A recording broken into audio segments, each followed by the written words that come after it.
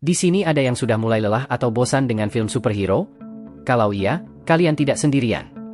Selain saya sendiri yang juga sudah mulai bosan, dari beberapa teman yang saya tanya tentang hal ini, mereka yang dulunya suka dengan film superhero, sebagian besar juga sudah tidak terlalu mengikutinya lagi. I am inevitable.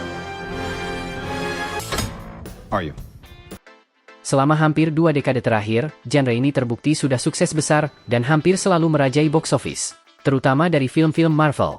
Namun baru-baru ini, film seperti Barbie, Oppenheimer, dan Super Mario menduduki puncak box office yang menunjukkan jika ada pergeseran preferensi dari penonton.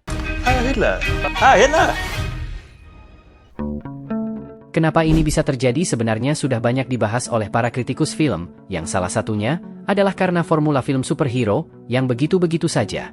Seperti misalnya mulai dari origin story-nya, kemudian perkembangan karakter MC-nya yang mudah ditebak, humor yang itu-itu saja, hingga cameo untuk film selanjutnya. Sehingga semakin kesini, penonton sudah bisa menebak dan akhirnya merasa bosan. Kemudian masalah lainnya, di saat franchise mereka mulai ramai, mereka lalu semakin produktif untuk membuat film yang lebih banyak lagi. Dengan formula yang sama, ditambah produksinya yang singkat, jadilah semakin kesini, kualitasnya semakin berkurang. MCU misalnya, setelah Endgame dan Spider-Man Far From Home, atau setelah masuk ke Phase 4, dalam setahun mereka bisa memproduksi 3-4 film sekaligus. Sehingga bisa dikatakan jika mereka memang sengaja mengejar produksi, yang berujung pada mengorbankan kualitasnya. Misalnya seperti Black Widow dan Eternals yang dinilai flop. Lalu ada The Marvels, yang sekarang dinobatkan sebagai film MCU dengan penghasilan terendah, mengalahkan Incredible Hulk di tahun 2008. Dan untuk Doctor Strange Multiverse of Madness dan Thor Love and Thunder, walaupun mungkin berpenghasilan tinggi, namun menurut saya, kualitasnya juga menurun. Kemudian ada Sony dengan Madame Web-nya, yang masih memegang lisensi Spider-Man, juga kualitasnya kurang. Sedangkan untuk DC, mungkin kasusnya sedikit berbeda. Dalam pandangan saya, selain karena kualitasnya semakin menurun, mereka juga tidak memiliki visi yang jelas, dan juga berkali-kali berganti kepemimpinan, yang akhirnya menjadikan cinematic universe-nya berantakan. The multiverse. Untuk para fans setianya, mungkin itu semua tidak masalah, dan mereka masih terus mengikuti perkembangan ceritanya. Bahkan setiap serialnya, misalnya MCU yang punya banyak serial, juga akan mereka tonton semua. Tetapi, jika hanya sebagian fans saja yang masih setia, tentunya lama-kelamaan franchise ini juga akan redup. Karena beberapa fans lama juga sudah mulai meninggalkannya.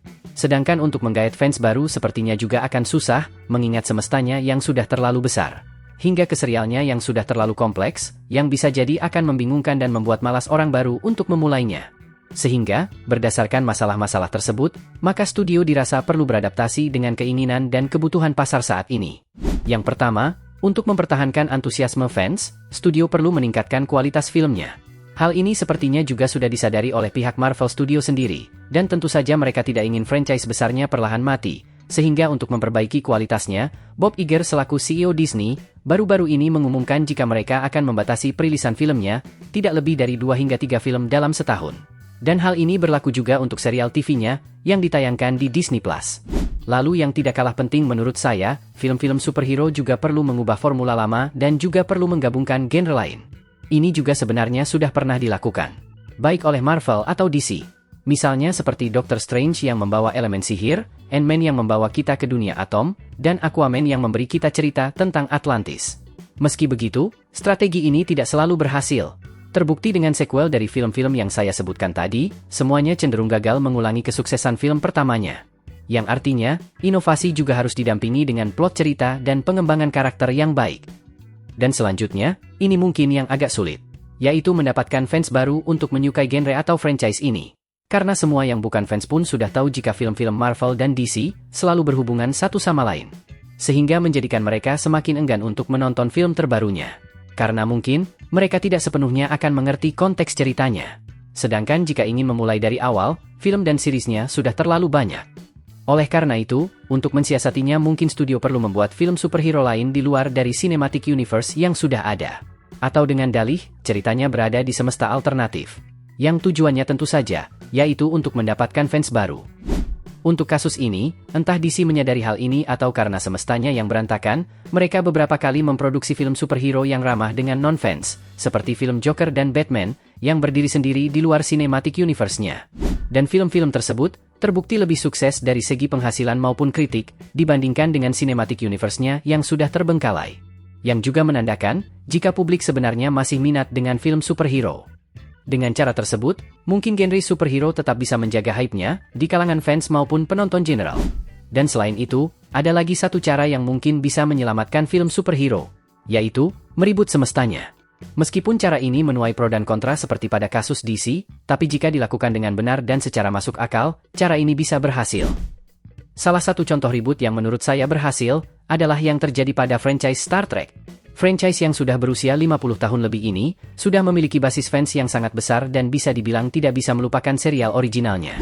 Jika dilakukan reboot total, fans setianya pasti akan kecewa. Sedangkan kalau menjaga kontinuitas ceritanya, juga akan lebih susah, mengingat banyaknya detail kecil yang sudah ada selama puluhan tahun.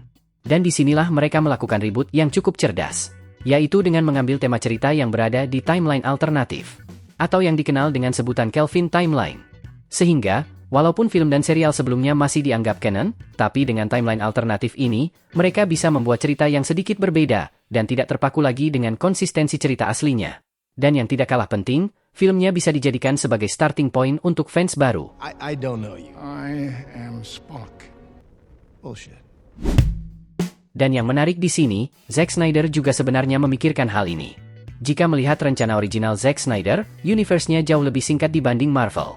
Yang jika berjalan lancar, sebenarnya universe-nya sudah berakhir di tahun 2022 lalu. Menurut Jay Olivia, yang menangani storyboard untuk DCU, mengatakan jika rencana original Snyderverse adalah dengan meriset universe-nya melalui event Flashpoint Paradox, sebagaimana film animasi yang juga pernah dia garap. Dia menambahkan setelah event Flashpoint, studio bisa melakukan reboot dengan casting dan cerita baru dari awal lagi. Mengingat aktor lama mungkin ingin melakukan hal lainnya di luar proyek tersebut. Dan rencana reboot tersebut tentunya akan lebih baik dan dapat diterima oleh para fans. Karena untuk DC sendiri, fansnya sekarang juga sudah terbagi menjadi dua, antara yang pro dengan Snyder dan yang pro dengan studio, atau James Gunn, untuk yang sekarang. Dan untuk Marvel, sampai saat ini sepertinya reboot belum terlalu diperlukan. Tetapi apakah kedepannya mereka juga akan melakukan reboot? Share pendapat kalian di kolom komentar. Whatever.